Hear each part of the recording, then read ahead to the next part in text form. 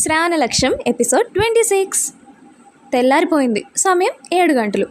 ప్రశాంతంగా పడుకొని ఉన్న వ్యక్తికి చీదరింపు తెచ్చేలా ఫోన్ రింగ్ టోన్ గుయ్యి గుయ్యమంటూ పదే పదే మోగుతుంటే 1, 2, 3 రింగులకి బెడ్పై నుసులుతూ కదులుతూ అతి కష్టం మీద ఫోన్ని చేతిలో అందుకొని చివరి రింగ్కి ఫోన్ కట్ అవుతుంది అనగా బద్ధకంగా లిఫ్ట్ చేసి హలో అనగానే అవతల నుంచి వినిపించిన వాతికి దెబ్బకి నిద్రమత్తు వదిలి టంగన పైకి లేచి కూర్చొని ఏంటి ఎప్పుడు గొంతు పగిలేలా అరిచేశాడు మన cherry baby.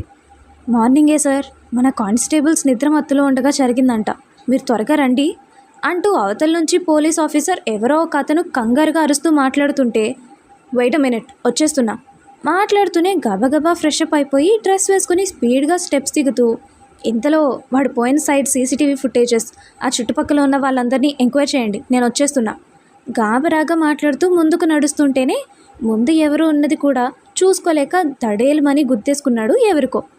Cherry baby sudden రాకకి ఆ తగులుకున్న వాళ్ళు నిల్చున్న చోట బ్యాలెన్స్ చేసుకోలేక కిందకి పడిపోతుంటేనే ఒక చేత్తో ఫోన్ని పట్టుకుని మాట్లాడుతూనే ఇంకొక చేత్తో తన నడుం చుట్టూ చెయ్యేసి ఒడిసి పట్టుకొని తన ముఖంలోకి ముఖం పెట్టి మరీ చూస్తూ త్వరగా మిగతా ఆఫీసర్స్ని పిలిపించండి, నేను ఒక 15 మినిట్స్లో అక్కడ ఉంటాను అని చెప్పేసి ఫోన్ పెట్టేసి తననే రెప్ప కూడా వేయకుండా ఒక అద్భుతంలో చూస్తున్న తన ఇష్టసఖిని చూసి మెల్లిగా పైకి లేపుతూ ఏంటో అలా చూస్తున్నావు, ప్రియుడి మాటలు చెవిన పడితే కానీ రీతికి రాని మన గీతు పాప బాణ లాంటి ఆ పోలీస్ చూపులకి చిన్నగా తమాయించుకుంటూ ఓహో ఏం లేదు అని బిడియంగా సమాధానం చెప్తుంటే తనలో కనిపిస్తున్న ఆ కొత్త సిగ్గుని అలానే చూస్తూ కాస్త ముందు కొరికి ముద్దు పెట్టుకునేంతలో తనేం చేస్తున్నాడో అర్థమయ్యి వెంటనే నోటికి చేతిని అడ్డుగా పెట్టేసుకొని ఏమండోయ్ శ్రీవారు, కొంచెం ఆ ఊహాలోకం నుంచి బయటకు వస్తారా, అంతా ఇక్కడే ఉన్నారు అని గుసగుసగా చెప్తుంటే అప్పటికి అసలు చుట్టూ ఏముంది ఎవరున్నారో గమనించి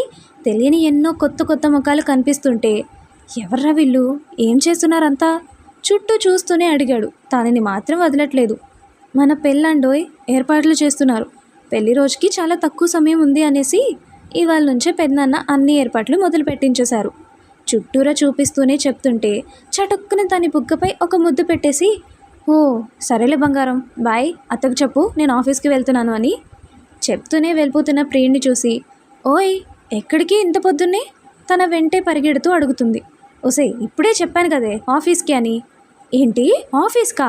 హా ఇంత పొద్దునా? హామా, ఒక ఖైదీ తప్పించుకున్నాడంట, ఎమర్జెన్సీ, త్వరగా వెళ్ళాలి. పెద్ద పెద్ద అడుగులతో ఫాస్ట్గా నడుస్తూ వెళ్తుంటే తన వెనకే ఆ చిట్టి కాళ్ళు వేసుకొని ఆల్మోస్ట్ పరిగెత్తినట్టే వెళ్తుంది గీతు. కాదు చెర్రీ, టిఫిన్ కూడా తినలేదే నువ్వు. అబ్బా ఇప్పుడు కుదరదమా, చెప్పా కదా అర్జెంట్ పని. మరి నిన్న మాట ఇచ్చావు.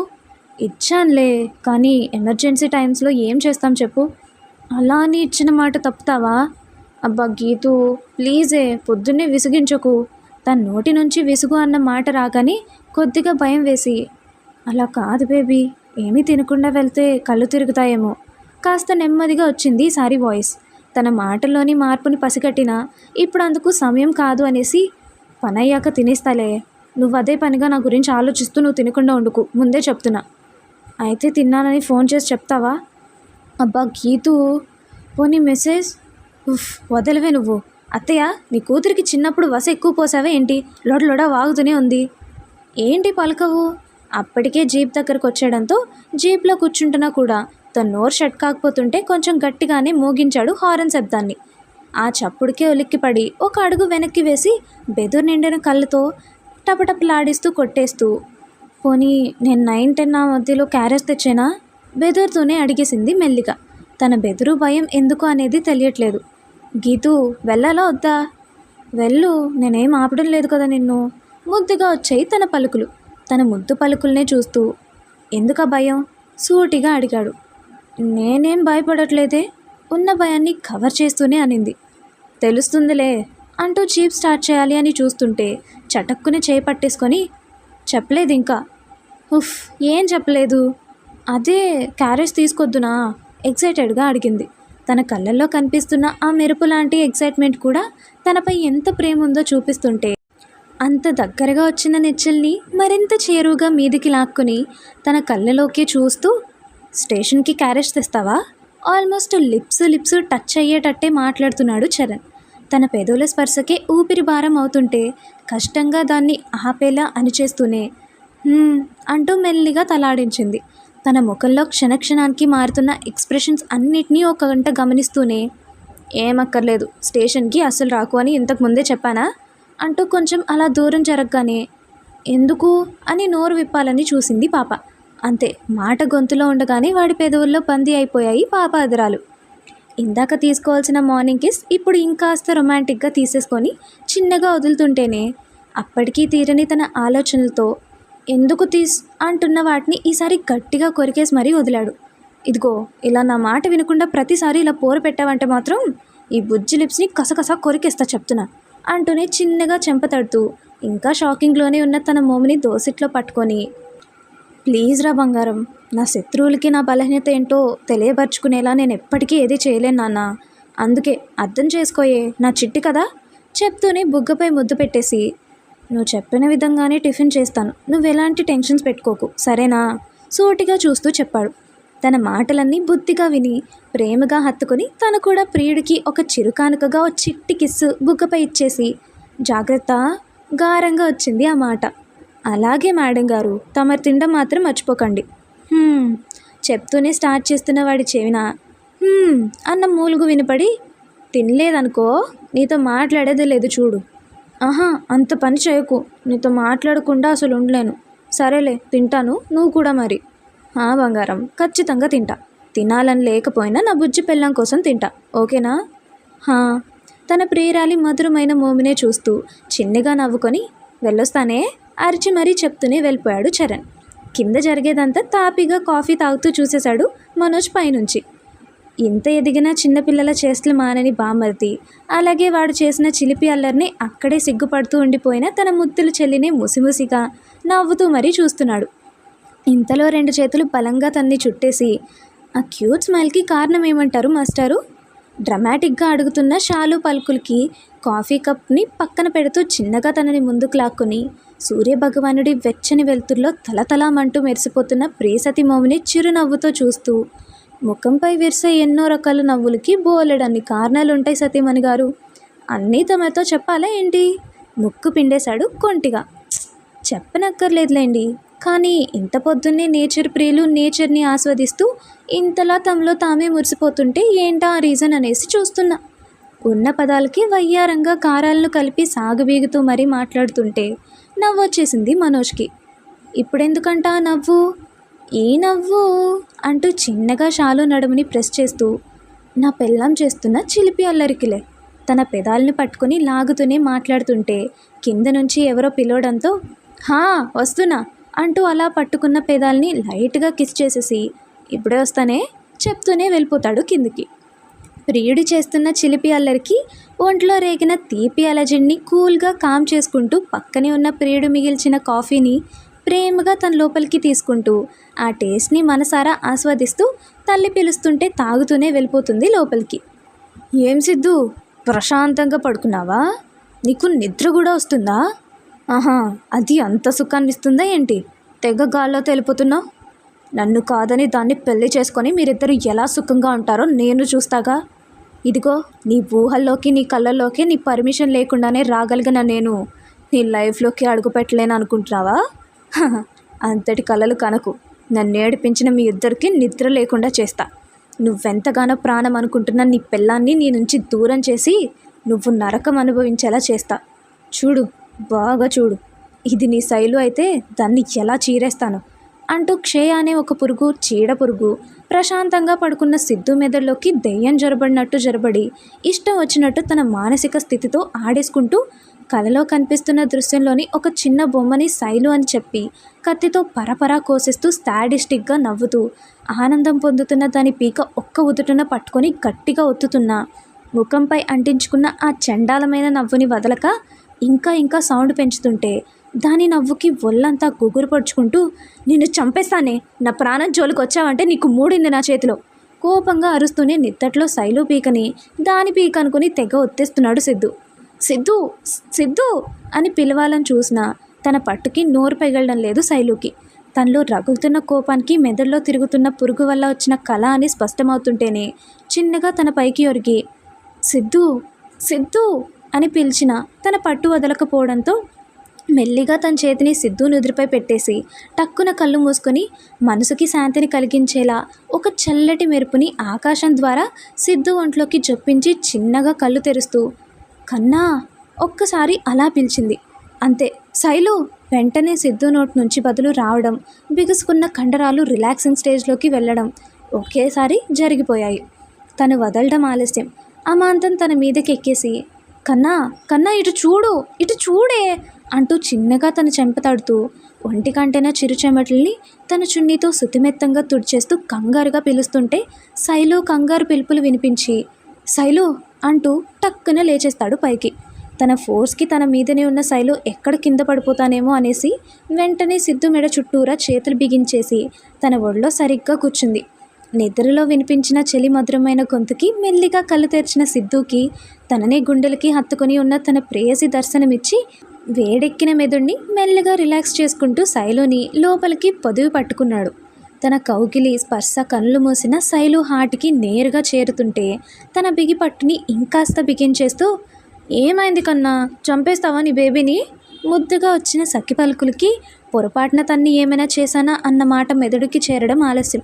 టక్కున తనని పైకి లేపి తన మెడపై చెక్ చేస్తుంటే అంత తొందరగా అయినా గాయం మానిపోక తెల్లగా ఉండే శైలు నూనెపైన మెడవంపులు అంతా ఎర్రగా కందిపోయి కనిపించాయి. ఆ గుర్తుల్ని చూడగానే సిద్ధు కళ్ళల్లో నీళ్లు తిరిగాయి. వాటిని చూడగానే శైలు కళ్ళలో నీళ్లు ఆటోమేటిక్గా వచ్చేసాయి. చిన్నగా తన మెడని తాకుతూ ఎందుకురా నేను ఇంతలా పట్టుకున్నా కనీసం వదిలించుకోవడైనా వదిలించుకోవచ్చు కదనే, ఏదో పీడకల అంటూ ఇలా చెప్తుంటేనే మధ్యలో ఆపేసి నాకు తెలుసులే కన్నా, అందుకే నువ్వు మరీ డిప్రెషన్లోకి లోనవుతున్నావని తెలిసే మెల్లిగా కూల్ చేశా. ఏడోకే, నాకేం కాలేదు కదా.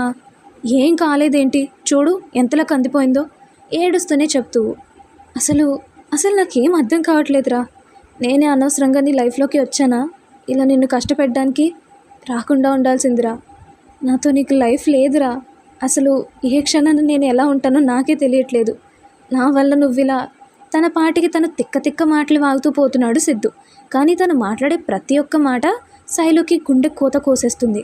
దాంతోపాటే కోపం అంతకంతా పెరిగిపోతుంటేనే అప్పటికీ ఆపని తన పిచ్చి మాటలకి నేను నీ లైఫ్లోకి రాకుండా ఉండాల్సిందిరా అని పదే అంటుంటే అయితే వెళ్ళిపో, ఎందుకున్నావు ఇంకా ఇక్కడే, పో వెళ్ళిపో విసురుగా సిద్ధుని నెట్టేసి పైకి లేచి వెళ్ళిపోతుంటే తన మాటలకి కోపానికి అసలు తనేమన్నాడో ఒక్క క్షణం రివైండ్ చేసుకొని అబ్బా శైలు అది కాదురా, ఏదో పొరపాటునలా వచ్చేసింది బేబీ, సారీ ఆగే అంటూ చేయి పట్టుకున్న వదిలించుకొని ఉండనంటున్నావుగా వెళ్ళిపో కోపంగా చెప్తూనే వెళ్ళిపోయింది బయటికి. శైలు ప్లీజ్ రా, నా మాట వినరా, కావాలని అనలేదే, ప్లీజ్ ఒక్క నిమిషం ఆగే, సారీ రా అంటూ తన వెనకే వస్తుంటే ఎవరైనా చూస్తే బాగోదని అంత కోపంలోనూ తన గురించి ఆలోచిస్తూ తన వెనకే వస్తున్న సిద్ధుని ఒక్కసారిగా ఆపేసింది శైలు. ఎలా అనుకుంటున్నారా? మన జలమ్మ సాయంతోనండోయ్. ఎక్కడి నుంచి ఎలా వచ్చిందో తెలీదు జలమ్మ. అమాంతం సిద్ధుని చుట్టేసి తనని ఇంచు కూడా ముందుకు కదలనీయకుండా చేసేశాయి. ఈలోపే కోపంగా శైలు వెళ్ళిపోయింది కిందికి. వాటి పట్టు నుంచి తప్పించుకోవడం పెద్ద కష్టమేం కాదులేండి మన సిద్ధు బేబీకి. కానీ అంత సడన్గా జరిగేసరికి అసలు తన నోటి నుంచి ఆ మాటలు అలాంటి మాటలు ఎలా వచ్చాయో కూడా అర్థం కాక మౌనంగా అలిగి వెళ్ళిపోతున్న సతినే చూస్తూ బాధగా కన్నీళ్ళని వదిలేశాడు. ఇంతలోనే అటుగా ఎవరో రావడం చూసి వదలండి, తను వెళ్ళిపోయింది కదా అంటూ తనని చుట్టుకున్న నీటిని తన చిటికిన వేలతో విసిరి కొడుతుంటే శైలులో ఉన్న కోపం ఆ నీళ్ళలోకి చేరి వాళ్ళ అధినేత చేయలేని పని ఆ నీళ్లు చేసేసి చల్లగా అక్కడి నుంచి జారుకున్నాయి వాటర్. ఏంటని ఆలోచిస్తున్నారా? పాపం సిద్ధు బేబీ చెంప దడేల మంది జలమ్మ ఇచ్చిన షాట్కి. అమ్మా అబ్బా ఏంటి నా పిల్లం కంటే ఇంత గట్టిగా కొట్టారు? నేనంటే మీకు పూర్తిగా అసలు లెక్క లేకుండా పోయింది మీ దుంపల తెగ. ఒక పక్క మనసులో ప్రియురాలకి తీపి అక్షింతలు వేస్తూనే పైకి జలమ్మని తెగ తిట్టేసుకుంటూ పగిలిన మూతిని సరిచేసుకుంటూ చెంపరుద్దుకుంటూనే రూమ్లోకి వెళ్ళిపోయాడు సిద్ధు. ఇదంతా వెనక నుంచి చూసిన లక్ష్మి కాళ్ళు మాత్రం ఉన్న చోట నుంచి ఇంచు కూడా కదలడం లేదు. At police station. What's the situation? రావడమే జీప్ని పార్క్ చేసి స్పీడ్గా నడుస్తూ మరీ అడిగేశాడు చరణ్. చరణ్ని చూడగానే గుడ్ మార్నింగ్ సార్ అంటూ సల్యూట్ చేసి ఇంకా దొరకలేదు సార్, మన వాళ్ళంతా అదే పని మీద ఉన్నారు చెప్పాడు కానిస్టేబుల్ వివేక్. అసలు ఇంత ఇర్రెస్పాన్సిబుల్గా ఎలా ఉన్నారు వివేక్? కొంచెమైనా జాగ్రత్త ఉండక్కర్లేదా? కోపంగా ఆ కానిస్టేబుల్పై అరుస్తూనే స్టేషన్ అంతా చెక్ చేస్తున్నాడు చరణ్. నాకేం తెలియదు సార్, నాది నైట్ డ్యూటీ కాదు, వేరే వాళ్ళు ఉండే. మార్నింగ్ వచ్చి చూడగానే 2 కానిస్టేబుల్స్ కింద పడి ఉన్నారు. మిగతా వాళ్ళు మత్తులో తాగి పడిపోయారు. దెబ్బలు తాగి పడి ఉన్న వాళ్ళని లేపి అడిగితే మార్నింగ్ ఫిట్స్ వచ్చి పడిపోయాడు ఒకడు. వాడిని లేపడానికి వెళ్తుంటేనే ఆ కానిస్టేబుల్ పీక పట్టుకొని బెదిరిస్తూ అడ్డొచ్చిన ఇంకొక కానిస్టేబుల్ని కొట్టి పారిపోయాడంట సార్. చుట్టూ చూస్తూనే అతను చెప్తున్న మాటలను వింటూ ఇంకా మత్తులో తేలుతూ ఒళ్ళు తెలియకుండా పడి ఉన్న ఆ మిగతా 3 పోలీస్ ఆఫీసర్ని చూడగానే కంపరం పుట్టుకొచ్చి బిందెడు వాటర్ని 3 నెత్తిన గుమ్మరించి, idiots, don't you have common sense? ఎవరైనా డ్యూటీలో ఉండగా ఇలా తప్పతాగి పడిపోతారా? Shame on you guys! కోపంగా తిడుతూ, వివేక్, నేను వచ్చేలోపు వీళ్ళ సస్పెండ్ ఆర్డర్స్ రెడీగా ఉండాలి చెప్తూనే కంట్రోల్ రూమ్కి కాల్ కలిపి దుండగుడు పారిపోయిన వైపుగా జీప్ని పోనిచ్చాడు. అంత సడన్గా మీద వాటర్ పడేసరికి ఉలిక్కిపడి లేచిన ఆ పోలీస్ ఆఫీసర్స్కి ఇంకా తాగిన మత్తు వదలక చరణ్ మాటలు అంత కోపంగా రావడం వినిపించగానే తాగిందంతా ఒక్కసారిగా దిగిపోయి బిత్తర్ చూపులు చూస్తూ, ఏమైందిరా అడిగిన ఇన్స్పెక్టర్ మాటలకి, సార్ మిమ్మల్ని సస్పెండ్ చేస్తానన్నారు సార్, ఎంతో కూల్గా చెప్పేసి తన పనిలో పడిపోయాడు వివేక్. పారిపోయిన ఆ దుండగుడు దొరుకుతాడంటారా? ఎంతైనా మన సిద్ధుబాబుకి కాస్త నోటి దూల ఎక్కువే కదండి. ఇప్పుడు పాపగారి అలకని ఎలా తీరుస్తాడంటారు? అలాగే అక్షయ అనే పురుగు వీరి జీవితాన్ని ఎలా తారుమారు చేస్తుందంటారు? ఇవన్నీ తెలుసుకోవాలనుకుంటే తప్పక మా స్టోరీని మిస్ కాకుండా వినాల్సిందే. మరి వింటారని కోరుకుంటూ ఈ రోజుటి వీడియోకి ఇంతటితో సెలవు. ఇట్లు మీ సౌజీ ప్రియా. Bye bye. మరిన్ని ఇంట్రెస్టింగ్ వీడియోస్ కోసం మా వీడియోస్ని లైక్ చేసి డైలీ నోటిఫికేషన్స్ కోసం సబ్స్క్రైబ్ చేసుకొని పక్కనే ఉన్న గంట సింబల్ని ఆన్లో పెట్టుకోండి.